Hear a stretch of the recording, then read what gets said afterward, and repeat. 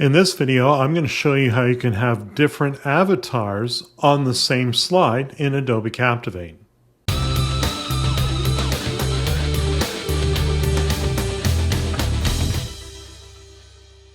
My name's Paul Wilson, and I make e-learning tutorials specifically with the authoring tool Adobe Captivate. If you enjoy my videos, by all means like this video, subscribe to the channel, and feel free to share it with all of your e-learning colleagues. So this is something I've played around with, and I never quite got it right until very recently here, because I had this idea where you would have a narrator, and that would be one character, but you might also have characters throughout your course, especially if you're utilizing storytelling techniques. And this is an example of that on the slide here. I have a slide where the introduction to the slide will be narrated by one character, and I wish to use an avatar for that. But the character who's a part of the story will be reading off the examples of the 4 steps to resolve conflicts in the workplace here. So I have buttons for all of those. So the first thing I want to do is set up my next button to be disabled when we arrive on this slide, and then be enabled only once all 4 buttons have been pressed. A little bit of forced navigation. If I right-click on my next button, I can select Disable during Publish so that when we're running this for the first time, this next button will be disabled.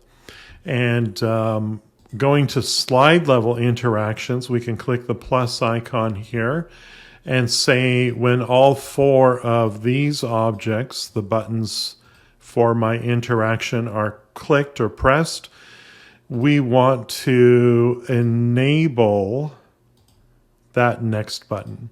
So that takes care of that. It's as simple as that.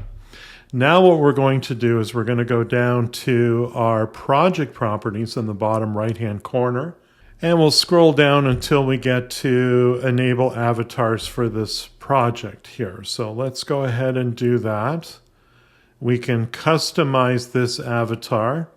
For this case here, because the character in my story is female, just to provide an opposing view, I'd like to create a male character for the slide narration and so forth here. So we'll just find an appropriate character, and I kind of like this guy right here.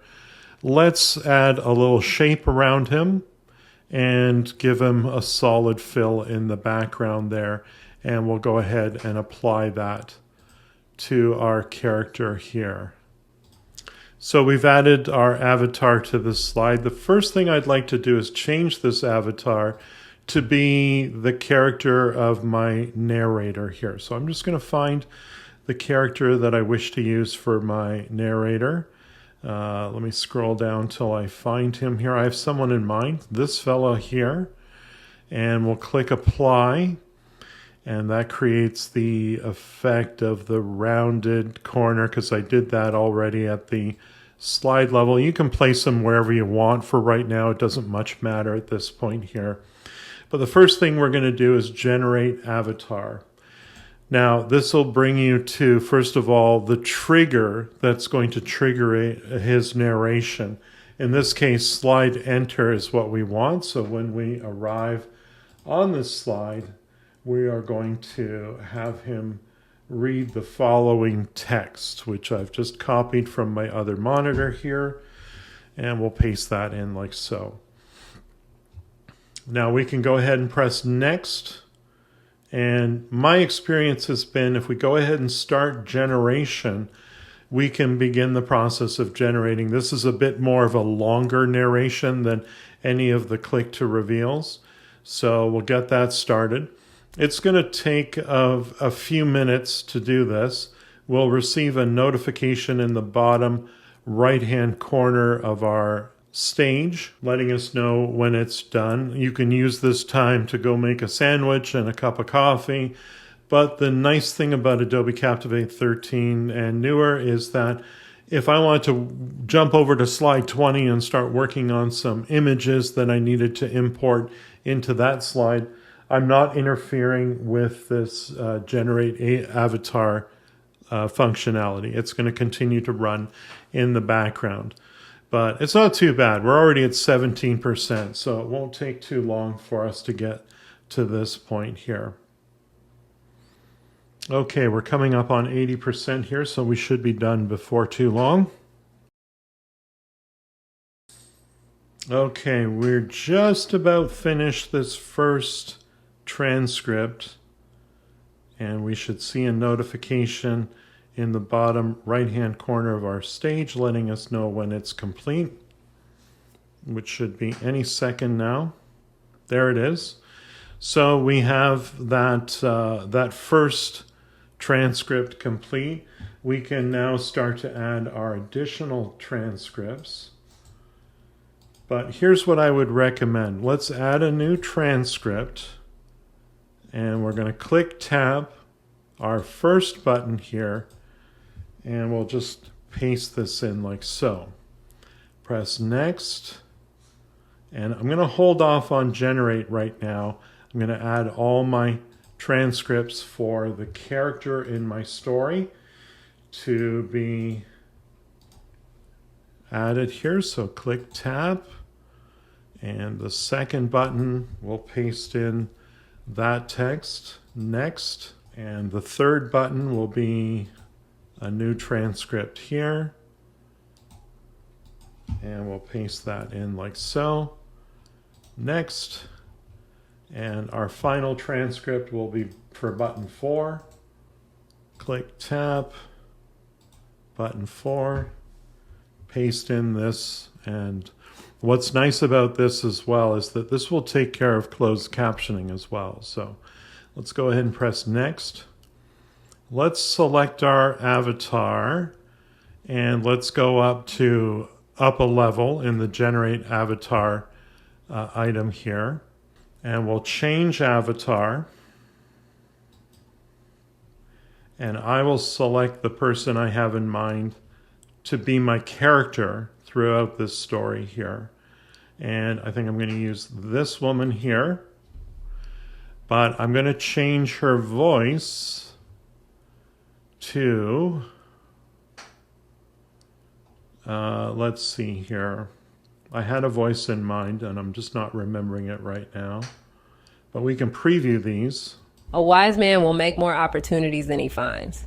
I think Ash might have been one of the voices I was considering, so I'll use that voice.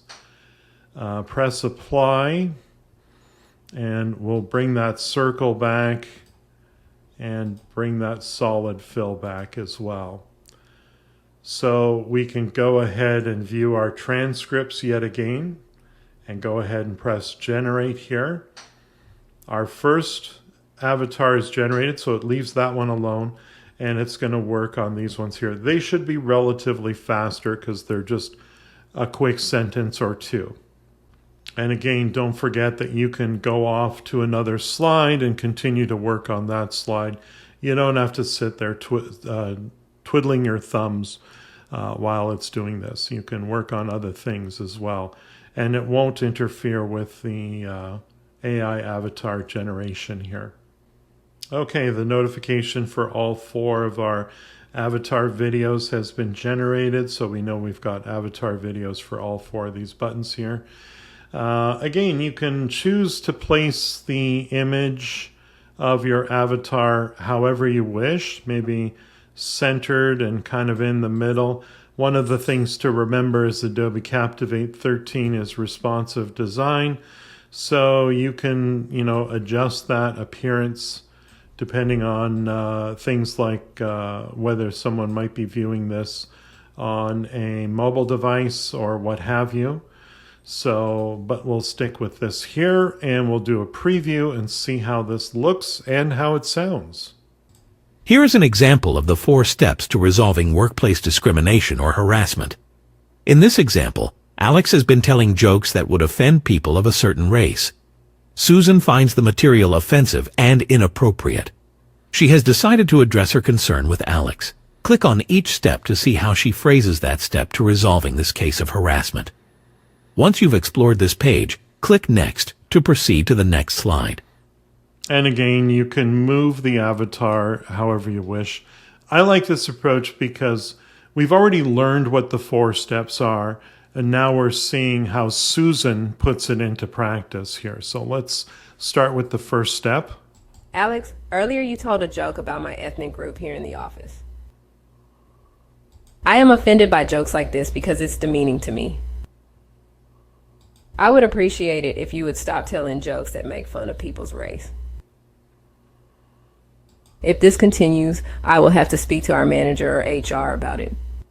And of course, notice that we had the closed captioning. So if you wanted to have this more of a bulleted text or just a simplified version of it, you could rely on the closed captioning to represent what Susan's actually saying. And the good news is that our next button is now enabled and we can proceed with the rest of the project. If you thought this video was helpful, please like and share it with your colleagues. If you need help with Adobe Captivate, hire Paul for one-on-one instruction. Paul's goal is to focus on lessons based on your specific needs. Visit his website at captivateteacher.com. And don't forget to subscribe to his YouTube channel.